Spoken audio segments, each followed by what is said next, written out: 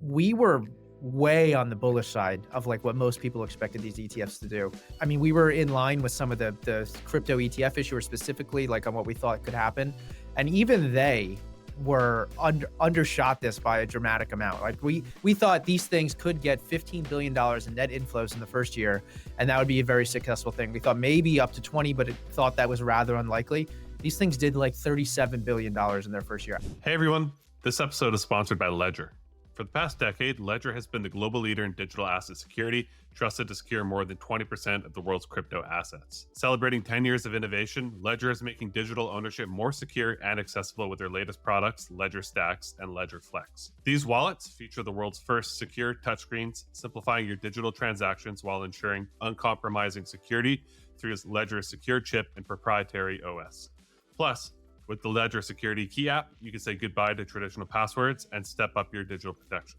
Your entire crypto experience got a whole lot easier. Ready to protect your assets? Choose the most trusted name in hardware wallets, Ledger, and take control of your digital security today at ledger.com. All right, back to the show. This episode is sponsored by Mantra. The Mantra chain is the purpose-built Layer 1 blockchain designed for tokenized real-world assets and regulated digital assets, offering scalable, high-performance architecture. Positioned as the blockchain for tokenized RWAs, Mantra is onboarding traditional financial institutions into Web3. Join the ongoing OM Gen Drop campaign and be part of the future of regulated digital assets today. All right, welcome back to another episode of On the Margin, and joining me today is James Seyffart of Bloomberg Intelligence, renowned ETF analyst, and basically the ETF GCR of the crypto Bitcoin world. So, James, the last time we were chatting, we were actually on stage at Permissionless debating ETFs with Jim Bianco, and that was a ton of fun. So it's good to have you back and chopping it up online this time. Yeah, thanks for having me, Felix. I'm happy to be here. When we first got signed up to do that, I think a lot of people thought it was going to be very contentious, and Jim and I were going to be arguing about things, but it's like we agree on way more than we disagree. It's just like nuances of how you look at the data and things like that. So that was a lot of fun, and yeah, happy to be here. Yeah, it was great. I think a lot of people enjoyed it. I definitely enjoyed it for sure. Yeah, so we're recording this pretty much on just about the 1 year anniversary of when we saw the Bitcoin ETFs launch.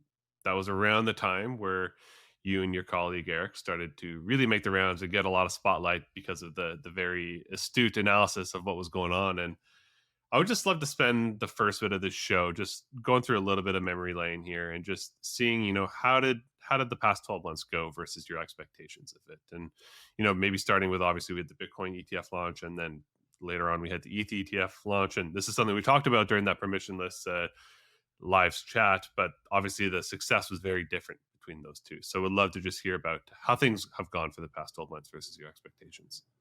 Yeah, so I mean, broadly speaking, in the traditional financial world, which is where I sit mostly, and I kind of, bridge over to the crypto world in many different ways. We were way on the bullish side of like what most people expected these ETFs to do. I mean, we were in line with some of the crypto ETF issuers specifically, like on what we thought could happen. And even they were undershot this by a dramatic amount. Like we thought these things could get $15 billion in net inflows in the first year, and that would be a very successful thing. We thought maybe up to 20, but it thought that was rather unlikely. These things did like $37 billion in their first year. I mean, to put that in context, there's nothing else out there that even comes close to that. So even if you look at these on an individual fund basis, I did this literally for the anniversary. We have 4 ETFs. So you look at all the ETFs that have ever launched in the US in all of history, and you just look at their starting date, and then 1 year later, how much assets do they have? 4 of these ETFs 1 year later are in the top 20 of all time. IBIT's number 1.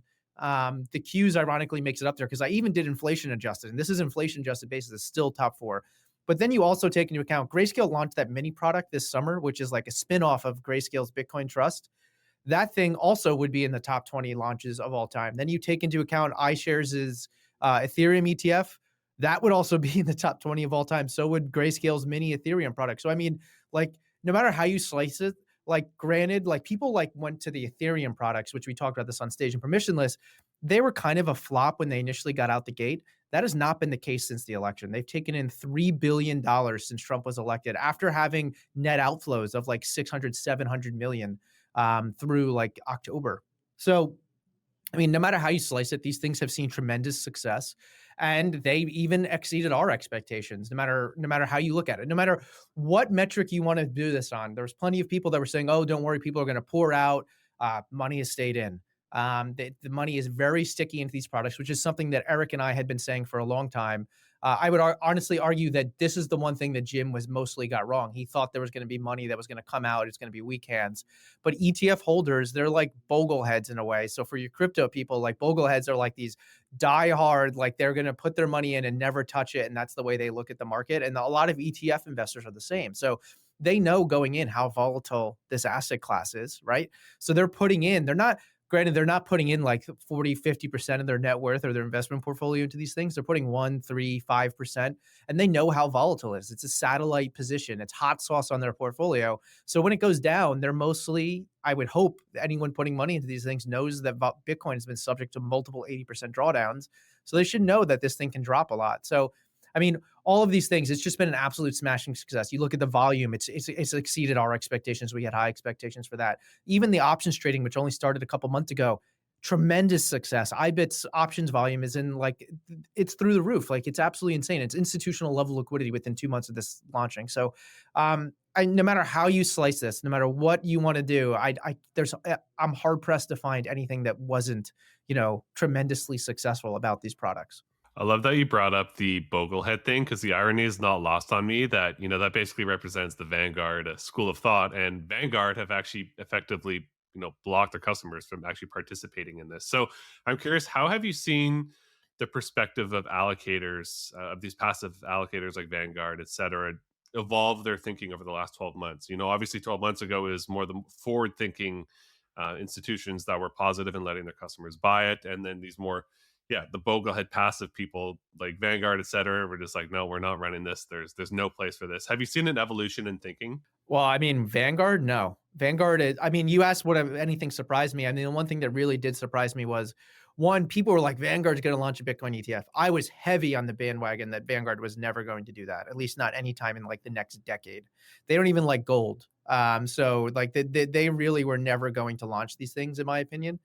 But them taking their brokerage platform and basically not allowing investors to invest in these things, that kind of like that genuinely surprised me. Like you're kind of babying your clients, saying they don't know what they're doing with their own money. I'm not saying they should have launched them. I think it was a mistake to bar anybody on a Vanguard platform from buying these products. So one, that's one thing that did surprise me and I thought was wrong. And ultimately, I'm hoping in the near future they now have Salim Ramji, who's running Vanguard, who used to be at BlackRock and was part of like the group that launched IBIT. So he's now running Vanguard. He's kind of said he's not going to change anything, but I think ultimately they kind of need to allow these things for trading on the Vanguard platform. Other institutions, I mean, BlackRock is very vocal out there. I mean, they've written 2 papers that really jump out at me in the last, I don't know, 5 months. One is basically they wrote this paper going after people saying that Bitcoin is a risk on asset, right? I mean, we can talk all day here, right? Bitcoin is very correlated to stocks, the NASDAQ, the S&P 500 right now. I would argue that's one of the more things that people should be relatively unhappy about if you're a true Bitcoiner. Like that should be something you don't really want to see. You want to see it be uncorrelated. That's not the case. It's rather correlated to risk assets. Their pitch is they don't think of it as that at all. They think of it as a hedge against currency debasement. They view it like gold, a hedge against inflation, all these different things. It is a risk off asset, even though it's not acting like it right now. So one, that's pretty aggressive for BlackRock to come out and say that. But it was the way that they said it was very forceful. The other thing that they've come out and said, basically, they think if you are investing, like you should put 2% of your portfolio into Bitcoin. So like that's BlackRock, $11 trillion asset manager saying that they think a lot of portfolios should have a 2% allocation to Bitcoin. People have been saying that for a long time. There's a lot of advisors out there that have gone out and helped their clients get exposure to Bitcoin. It's just that allocators aren't fully doing that yet. I mean, there are some ETFs that do some sort of allocation or model portfolios where they are allocating to these types of ETFs and Bitcoin in general. It's just not ubiquitous yet. And I would say part of the other thing here is a lot of these wealth management platforms, advisor networks, wirehouses, think like the big banks that control like trillions of dollars of wealth for different people, right? They don't allow people to pitch these as investments yet. I mean, there's still the only way you can really get access to them is if like me as a client go to you as my advisor and say, I want Bitcoin, then you can buy it for them on the platform. But you can't come to me and be like, I think Bitcoin should be 1 to 2% of your portfolio. I think in the next year, maybe 2 years, we'll see a little bit more of the second part of that, what I was talking about, where advisors and brokers are actually pitching this to their clients. And we actually had Robbie Mitchnick, who runs digital assets for BlackRock, on TV, on Bloomberg TV yesterday, basically saying they're still working hard with different advisor networks and wirehouses to get these things approved for listing and trading. You can talk to all of these different issuers, whether it's Van Eck, Bitwise, Fidelity, you name it. They're all working towards getting their stuff approved to be traded on these platforms and to be used in the way that you're asking. So no, we're not even there yet. So arguably the fact that we're not there yet means that there could still be some tailwinds coming from the wealth advisory network in the Bitcoin space. Yeah, it feels like when you think about who the largest portion of the pie of potential buyers of these ETFs, it's those individuals that you just mentioned. So I'm curious, like, to your point, Jim was thinking that a lot of these flows would just be, fast money in and out, weekends, et cetera. And obviously we haven't seen that. So I'm just curious, like, have you looked into who have been the largest buyers and allocators so far? Is it a lot of, basis trades where they're just, buying the ETF and shorting futures, carrying that yield? Is it that sort of like sophisticated money? Or is it just like regular old, individual retail investors with, small dollar values that are just all allocating at the same time? What do you see in there? Yeah. So the two areas. So right now, retail, that went gangbusters, right? That's who bought a lot of this. That's a lot of the money that came into this. I know for a fact there were people that took some of their actual Bitcoin holdings and went to the ETF because they can just put it with their wealth advisor. It just basically all this did was take Bitcoin and put it in the traditional financial rails. And there's plenty of people that like that benefit. Obviously, not your keys, not your coins, plenty of things like that. But there are some people that were willing to take some of their Bitcoin and take that risk off of them and put it on an institution, right? Like BlackRock or like their advisor, so it can be put into that sort of platform. So that's a lot of it is just retail buying, people buying in their IRAs because they can't get Bitcoin directly in their IRAs. There obviously are other examples, but it's if you've had an IRA open that you've been contributing to for years and you have tens of thousands of dollars in there and you want to allocate to Bitcoin, like you can't, it's not easy to do that. Yes, you can open specialized IRAs now where you can get exposure directly, but the easiest thing to do is to buy these ETFs. So I think that's been a lot of it. And to signify that, I'm looking at IBIT's holders. So if I'm looking at the holder screen for IBIT, the iShares BlackRock Bitcoin ETF, we only know about 16% of the holders, 16% of the shares that are held. So that means one, that's very high retail, like I was saying. So the big money that could come in going forward is going to be two areas, in my view: the institutional path and the wealth advisor path, which is what we've been talking about.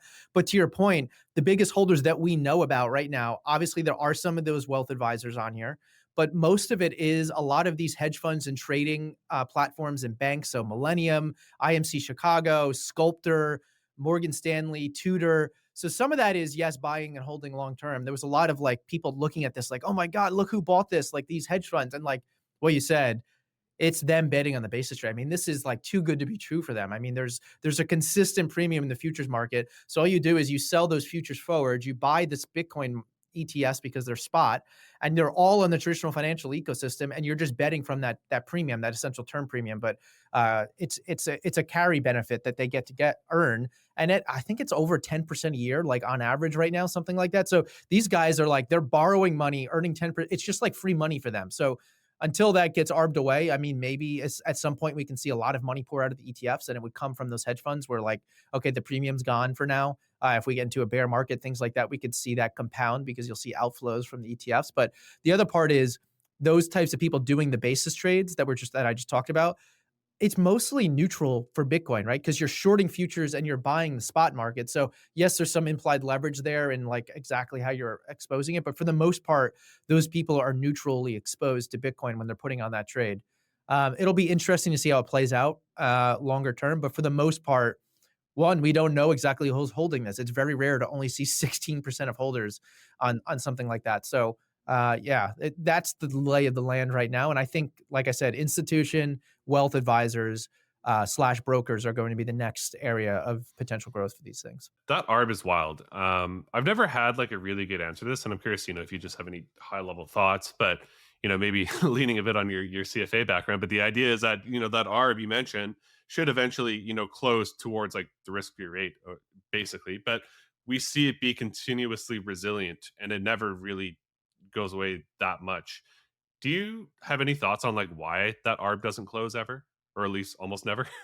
So Mike McGlone, who's our commodity strategist, who used to write a lot about crypto, I remember in like 2020 was writing about how that ARB was going to close in the soon because as money pours in, it's just the ARB is going to be gone.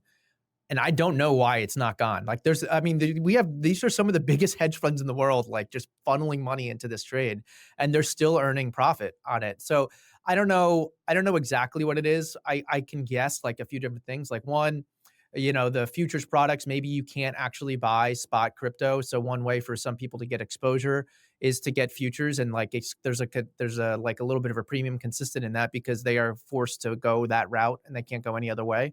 I don't know. There's always a little bit of a premium, but you said it should be around the risk-free rate and fluctuate around that because, you know, that's the way the markets are supposed to be efficient. That's how they're supposed to work. But for whatever reason, that's not how it's working. So I need somebody way smarter than me to tell you exactly why this premium has persisted. But I will say the premium does go away in bear markets. So like we've been in a consistent trending upward market. Obviously, we've been chopping sideways right now. But in bear markets, that premium does dissipate, and we tend to see outflows. We kind of saw this with the futures ETFs in a way in 2021 and 2022.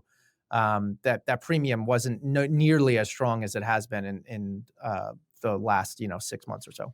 Yeah, that makes sense. Hopefully somebody figures it out there one day. But maybe it's just degens want to just lever the hell up, and I think that could be possible. It's just you get implied leverage in the way that you get exposure to futures, yeah. and people are willing to pay up for that. Who knows? Yeah, yeah, I feel like that's the case. Okay, earlier in the conversation, you mentioned how the ETH ETF was pretty lackluster in the beginning, and it really, just started to skyrocket since the election. And I'm curious, is that mostly a regulatory thing? Do you think is just a shift in the regulatory situation? And how have you seen that change in terms of the dynamics of how people are talking about the ETH ETF thus far? Yeah, it's funny. Like I was pointing out the fact that there was tons of money pouring into this thing, and people were still talking about it like they were a complete flop, and there's no money pouring in. And I'm like, guys, these things launched 6 months ago, and some of them have like $3-4 billion in them. Like that is a massive success.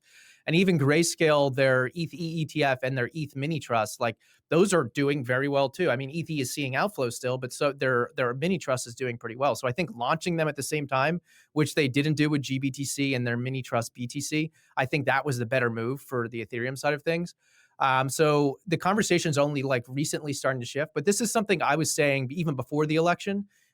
So like I have a podcast that I do called Bits and Bips, and we talk about this. And one of the things I was saying before the election is honestly, like everyone's talking about the strategic Bitcoin reserve and Trump's going to be good for Bitcoin.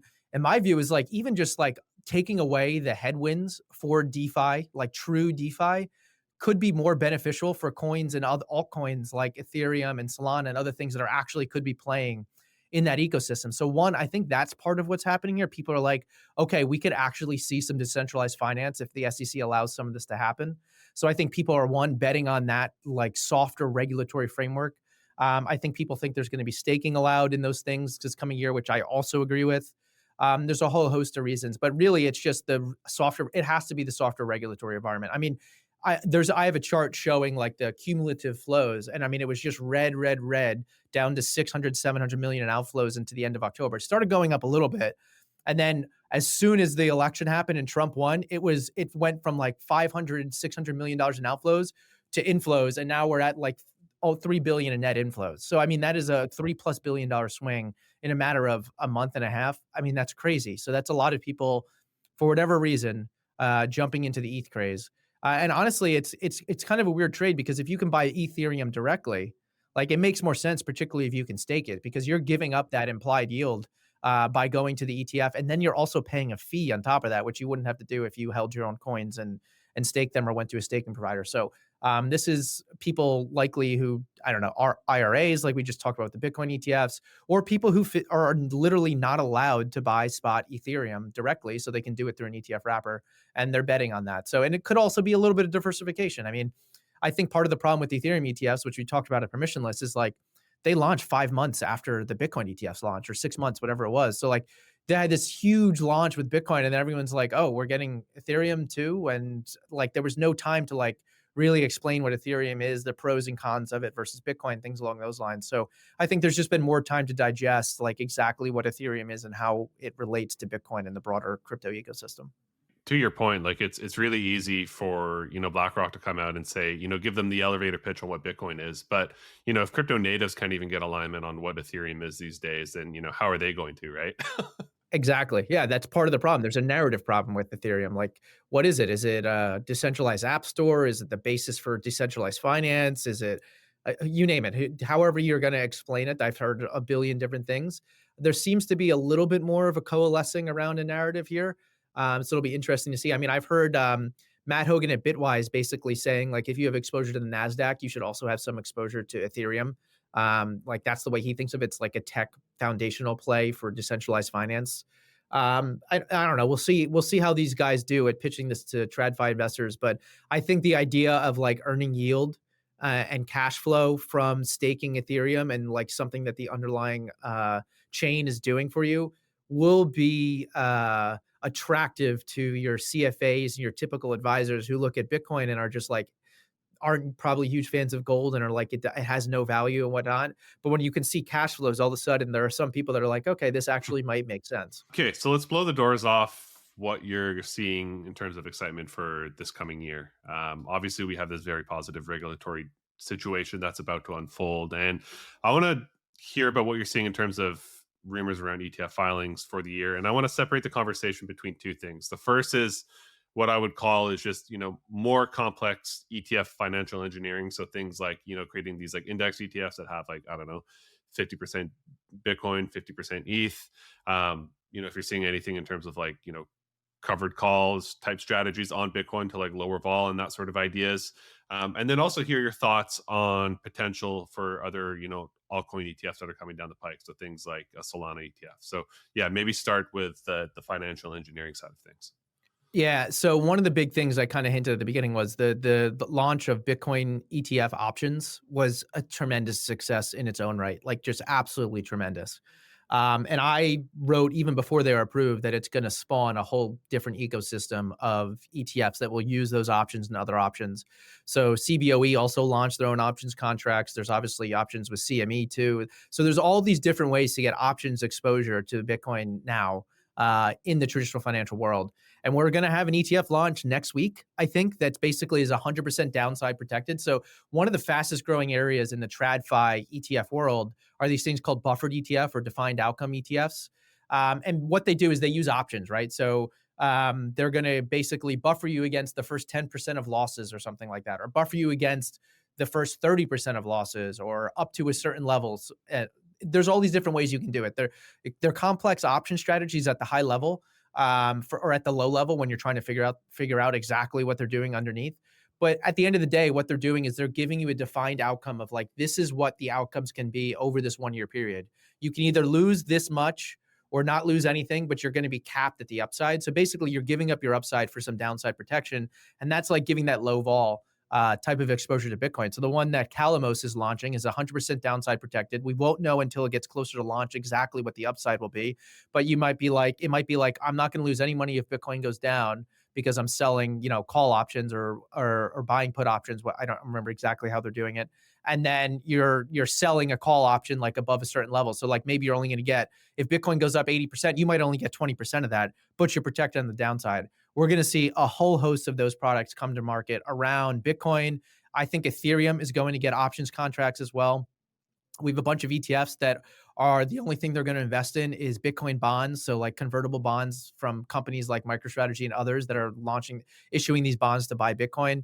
So that you can buy an ETF that's going to just hold bonds like that. Again, that's another way to decrease the vol and still get exposure to Bitcoin. You have Bitwise that filed for a Bitcoin standard ETF, which is basically going to hold the equity of companies who hold like X amount of dollars of Bitcoin on their balance sheet as a reserve asset. That's probably going to launch in the near future. And then you already have some of these crypto and blockchain ETFs out there that will benefit from the softer regulatory environment we talked about, whether you're seeing IPOs of traditional companies like Kraken or Chainalysis or any of these other names you can think of, or whether or not it's like big TradFi firms acquiring some of these huge names in the crypto space or other tech firms acquiring it. you're going to see something like, so Amplify's block ETF, BLOK, has been around since like 2017, 2018. That was the way to get exposure to crypto before we actually got these ETFs. It's done tremendously well, and it holds equity in companies that are like miners. It'll hold ones that like, it holds MicroStrategy because it holds on the balance sheet, anything that has this exposure. So we're going to see more and more and more of this. The other thing I would point out is at the end of last year, NASDAQ and BlackRock filed for an increase in the position limits on the options contract. So one thing is, like, as the SEC has done under Gensler time and time again, they singled out and created a special rule for the Bitcoin ETFs. And despite the amount of liquidity that these ETFs started with, they still put the lowest level of position and contract limits on the IBIT options contract and all the other options contracts for the Bitcoin ETFs. They have way more than enough liquidity to handle way higher position limits. So ironically, I thought it was going to help some of these other ETF issuers build up some options volume and trading volume and open interest, and because you basically are capped at a certain level with IBIT. But they filed to basically raise it to the highest level.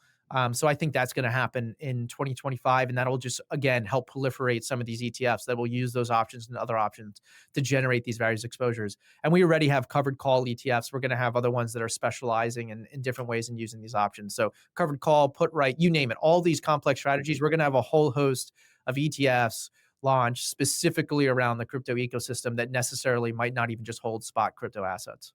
Hey everyone, this episode is sponsored by Ledger.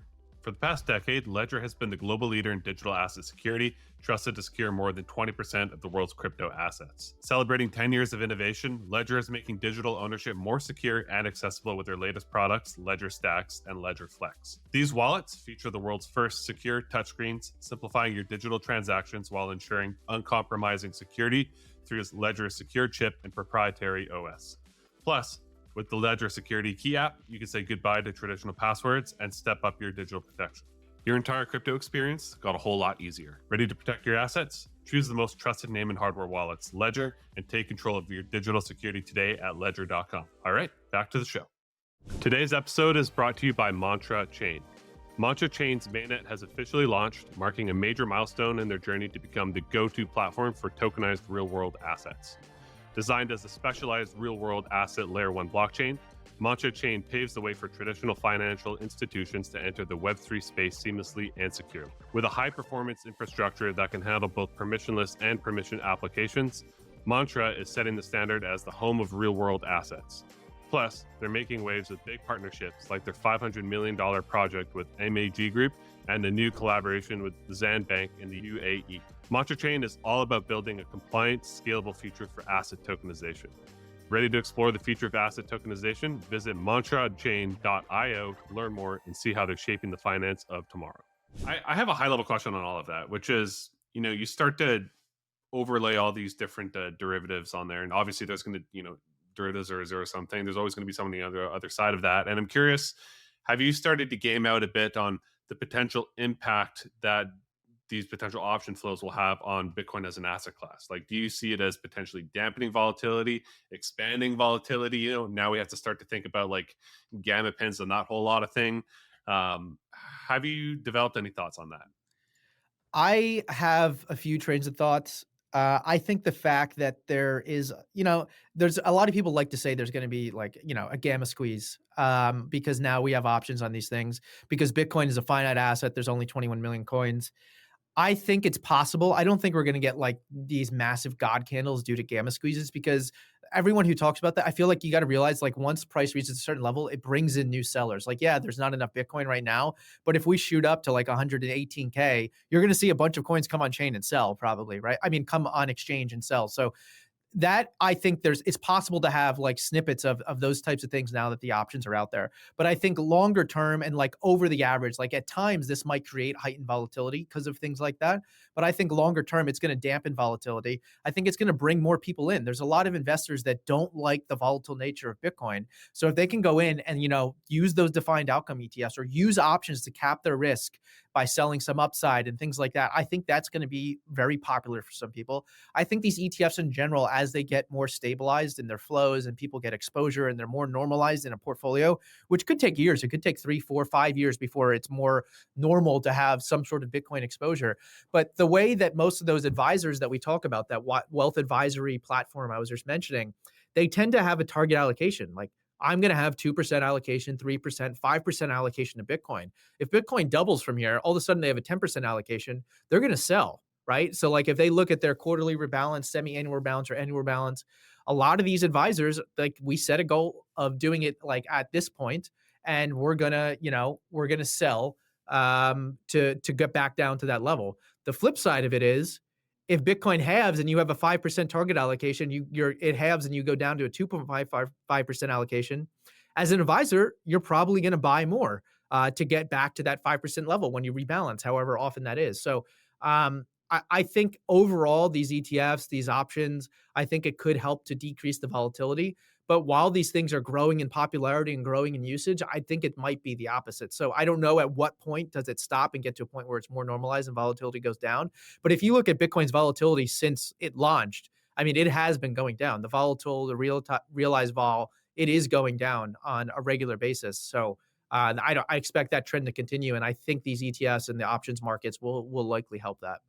I'm just, having this open thought here, but obviously, like in the modern portfolio management world, the name of the game is volatility and also correlation. And we talked about at the beginning about how Bitcoin has been highly correlated, positively correlated with basically tech, Nasdaq equities. I'm super curious. I'm just thinking about, okay, if we have these defined outcome ETFs that can slightly lower volatility, but at the same time start to lower the correlation towards tech equities for whatever reason, that would be a really interesting diversifier. I wonder if that would cause like this next leg of adoption by these large portfolios, where it's like, okay, if we can have 30% vol instead of 60 vol, at the same time that instead of the 0.8 correlation that we have against the Qs right now, if that gets down to like 0.5 or something, I feel like that could unlock a lot of basically demand from these portfolios. What do you think?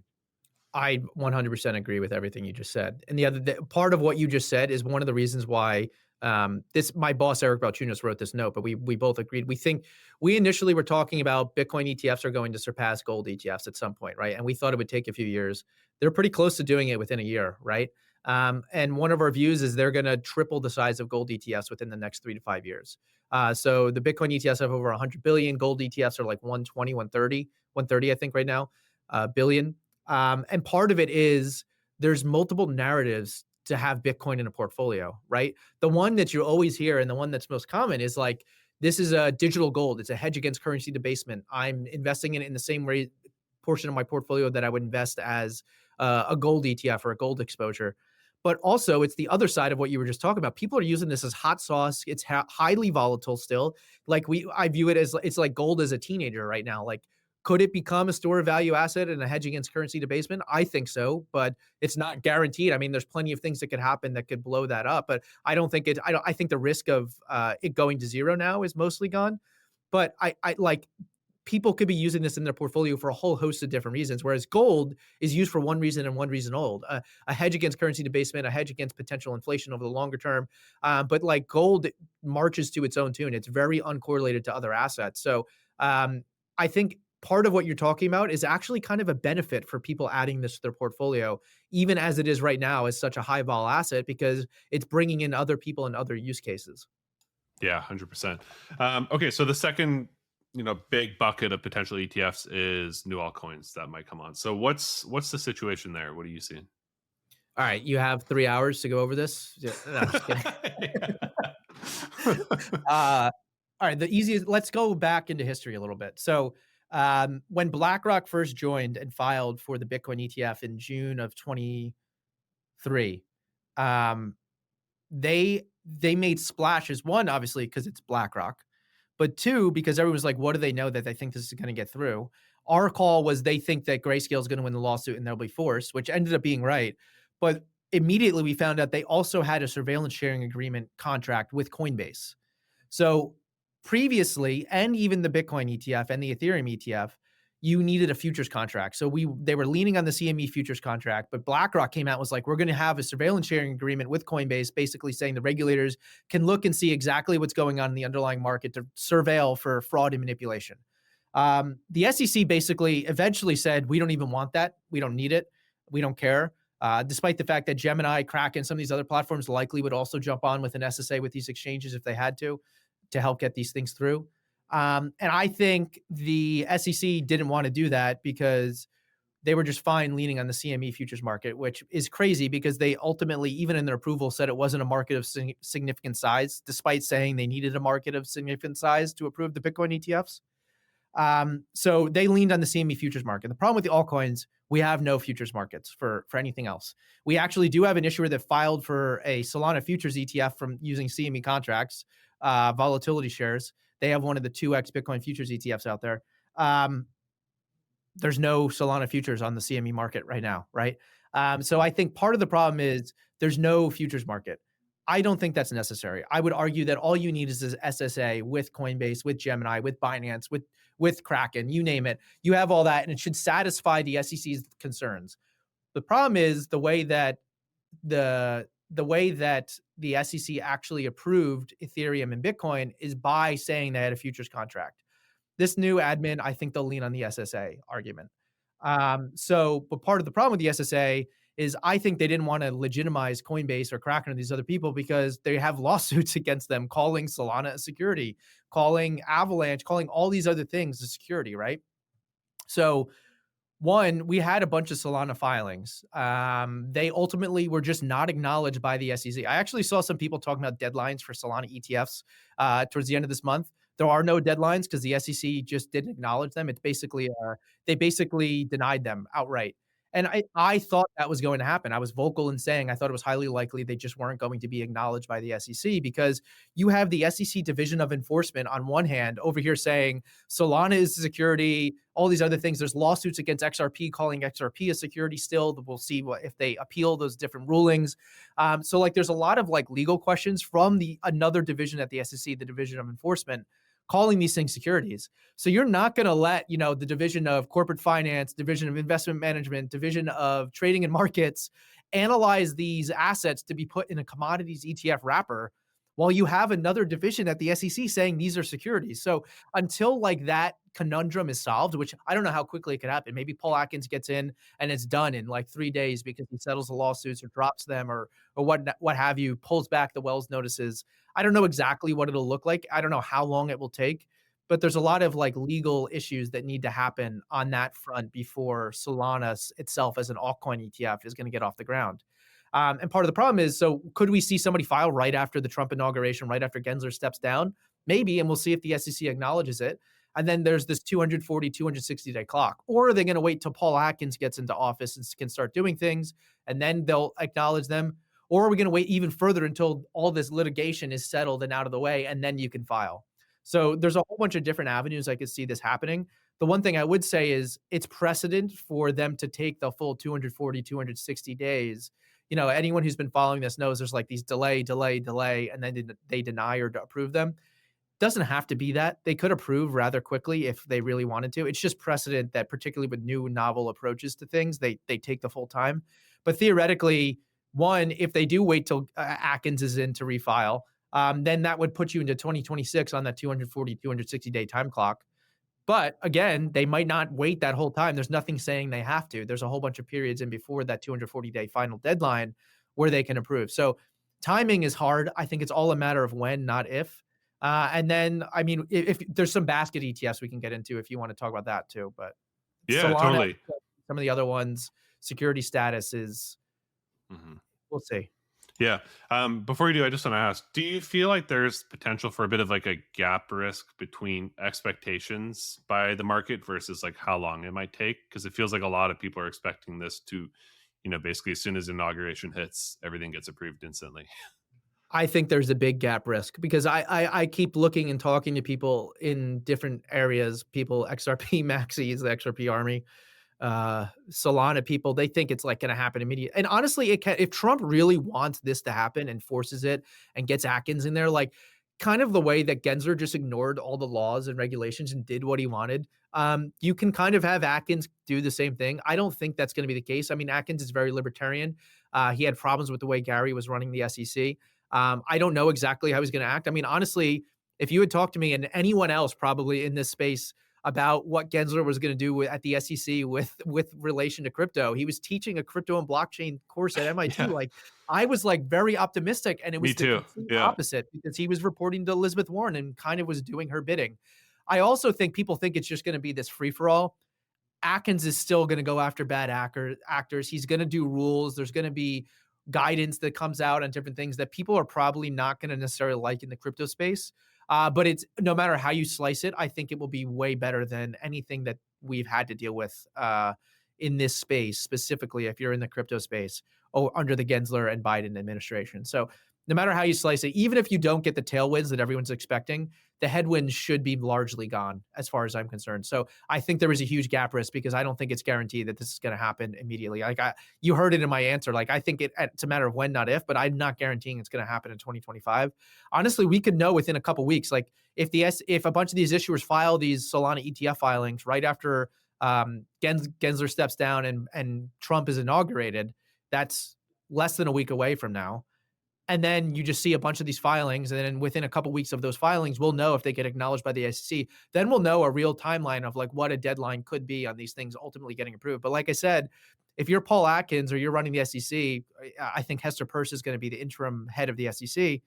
Like, do you really want to have your divisions of the SEC wasting time and resources looking at something when another division still has open cases calling something a security? I don't know.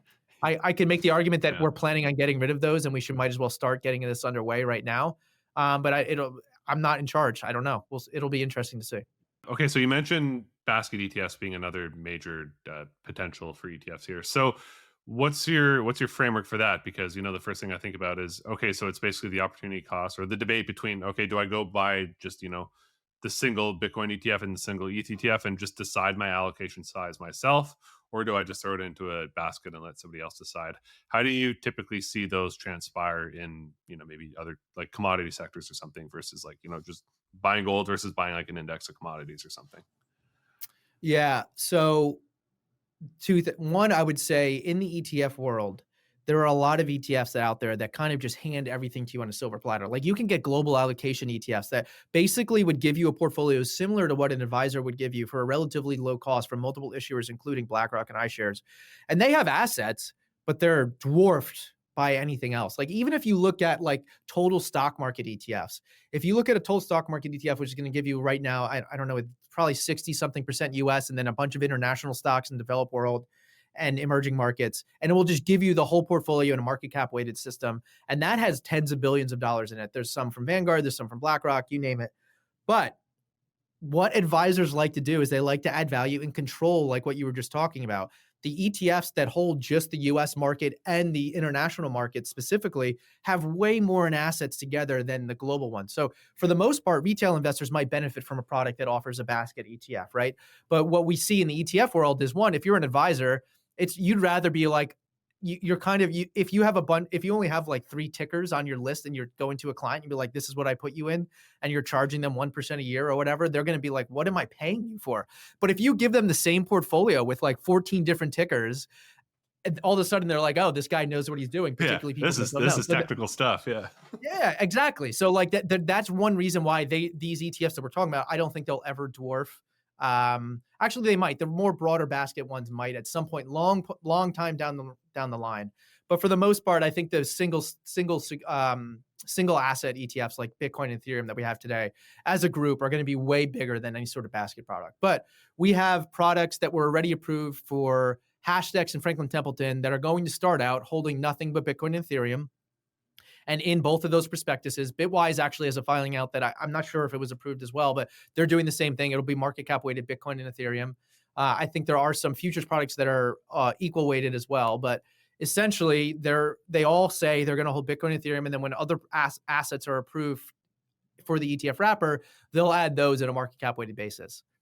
I think those ETFs are already approved. They're going to launch soon. It's going to be Bitcoin and ETH. I don't know what the demand is going to be. It's interesting. So Betterment is one of the largest robo advisors out there, and they have a thing now. They started as soon as the Ethereum ETFs launched. They announced basically they were creating a product that you could just put money in and it will allocate to IBIT and ETH from BlackRock and some other ETFs potentially for tax loss harvesting. And they're just going to give you the market cap weighted exposure of Bitcoin and Ethereum in their robo advisor platform. I'd be curious to see how much in assets actually went there because that could help determine demand in these other products. But I think the more interesting products are from Grayscale's GDLC, which is their large cap index trust, and Bitwise's Bitwise 10 index fund. Those are basically operating the way you think of those Grayscale trusts historically, with massive premiums, or in this point, massive discounts, or they're not so massive anymore, but essentially they're trying to convert to uplist to ETFs, and those deadlines are in July. So I think Grayscale's deadline is July 2nd, and Bitwise is July 30th or the end of July. I think there's a decent shot that those could get approved. And they hold more than just Bitcoin and Ethereum. And the reason I do is because the Grayscale one like holds 90% Bitcoin and Ethereum, and then it holds XRP and some other ones. The Bitwise one is 85, 87% Bitcoin and Ethereum, and then it holds a whole bunch of other stuff, including Avalanche and XRP and Solana and all these other things, right? So there's 10 assets in there. If you go like just on basic, the way you're looking at this, like they're not going to approve a spot Solana ETF right now. How could they approve it in an index ETF? There's some argument to be made. I'm not saying this is guaranteed, but there's a lot of things in the ETF world and this SEC fund world where like 80% of assets, so a lot, if you read a prospectus, it's like at least 80% of the fund assets will be invested in X, Y, or Z, or at least, or there's like a 15% illiquidity. So you can invest in private equity in some ways for up to 15% of a portfolio because it's like small enough that it won't impact too much. So all of these things have these altcoins under 15% of the portfolio. So if this SEC wants to be really lenient about like what can go in an ETF wrapper, and particularly say, well, this is less than 15% of the portfolio, so we're not worried about it, I think those could get approved. But again, it's definitely not guaranteed. Okay, so just to, as we close out here, just to round out your thoughts, it sounds like overall there's a lot of very good things coming down the pike, and things have gone very well over the last 12 months, but there's also this potential for, expectations have really ran in the last month since the election, and that could, we just got to maybe temper expectations and manage them accordingly. So, is that really how you're thinking about 2025, or how would you summarize it? I think that's pretty much exactly how I think a lot of the people, more retail oriented people, think like all this stuff is going to happen immediately. And there's just it even if it does happen, even if it's choreographed that it's going to happen, it still takes time in many cases. And I don't know how much of a priority like Trump is putting like getting a Solana ETF approved on his priority list. Like, right? He's worried about getting his SecDef confirmed, like all these other people in his cabinet, like international things. Like, yes, he's very pro crypto. It sounds like he's going to do an executive order on day one to do a bunch of different things. I wouldn't be surprised if one of them is, my bet, two of them are, one, I think he's going to repeal SAB 121, which basically doesn't allow, there's all these traditional financial firms, they want to get in this game. They see how much money some of these crypto companies are making off of probably people listening to this, right? There's a lot of spreads out there. So one, it's bad because TradFi is going to kind of commingle and take over crypto. And if you're a cypherpunk, you don't like that. But these TradFi firms are going to come in and drive down costs and competition, right? But they couldn't hold these crypto assets on their portfolio, even in custody, because SAB 121 says you have to hold it on your balance sheet, and then you have to have a certain amount of capital to offset that. And the cost of doing that, it just makes it impossible to custody these assets. So BNY Mellon got an exemptive relief. I think others did too. But I think that will be repealed under executive order. I think Trump will likely under executive order basically say the U.S. government's not to sell any more of the Bitcoin that we currently hold. I don't know. I'm kind of like less optimistic on the strategic Bitcoin reserve as many people in this space are. I don't know. I don't think it makes sense for the U.S. government to be buying it and putting it on their balance sheet. I don't think it helps all that much, but that we don't need to get into that. But overall, I think the main thing is like expectations. So I think all these things that people think are going to happen are going to happen. I just don't think they're necessarily going to happen in 2 months. Like there's a lot of things that need to be unwound and redone. There's a lot of conversations that need to happen. I think the SEC is going to issue forward guidance. I think they're going to issue talk about these rules. The CFTC and SEC will come together and figure out some of this stuff. And also, if we get some legislation out of Congress on a crypto market structure bill, stable coins. All these things are likely to happen within the next 18 months, according to my regulatory analysts and things like that down in DC. So all of that is positive. It's just like I think people are thinking it's going to happen immediately, and I don't necessarily know if that's the case. But I mean, like I said, the headwinds at the very least are gone. And even if that's all that happens, that the space should be at least happy that that has happened, because some of this stuff has just been over the last 3 years. As somebody who's watched the SEC for well over a decade very closely, particularly as it retains to ETFs and funds and asset management, I just don't understand what they were doing and what Gensler was doing. I disagree with a lot of it. So I'm happy to see the court siding with me in many ways. So it's good to see that this different arms of the government are controlling themselves in the right way, in my opinion. James, that was a great follow up to our permissionless panel. A lot of fun to follow up on a few things. You're going to also be at the Digital Asset Summit in New York in March as well. So, if people enjoyed this, there's probably going to be another one quite similar to it where they could see you speak. Hopefully, we'll be back on stage together. But yeah, that was a ton of fun. Yeah, it was fun. I'm looking forward to it. Maybe by the time we're talking at the Digital Asset Summit, I'll have a better idea of timing on some of these, digital asset ETFs. Yeah. Looking forward to it. All right. Thanks, James. All right. Thanks, Felix.